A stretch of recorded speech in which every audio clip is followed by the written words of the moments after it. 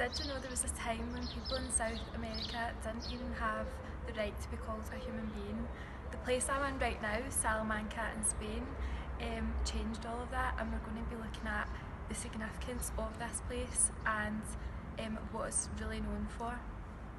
Matthew, could you maybe give us some insight into what makes Salamanca different to other places traditionally more well known in Spain? Sure.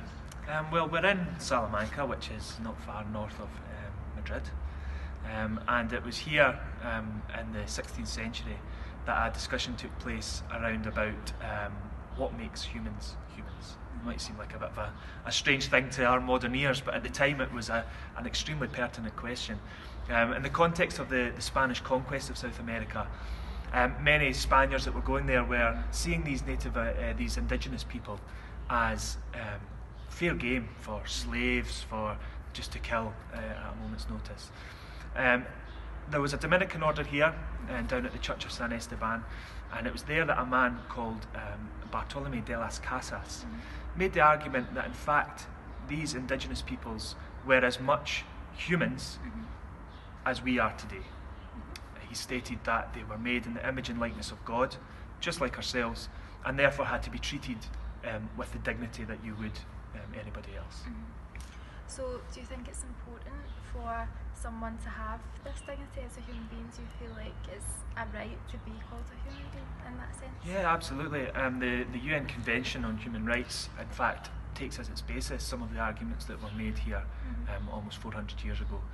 So it's still very relevant to us today in how we consider rights for human beings from conception to natural death, and how we should approach that, and how we should treat other human beings with dignity and respect.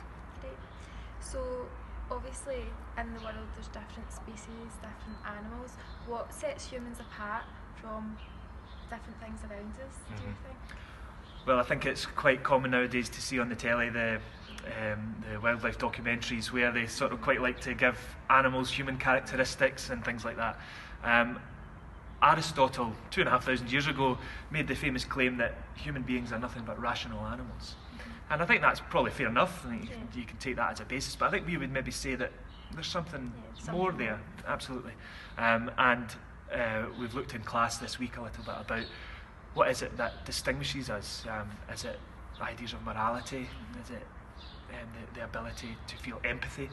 In fact, do we see animals laying down their lives for other animals in the knowledge that they will die for their family members? So it's been an interesting discussion.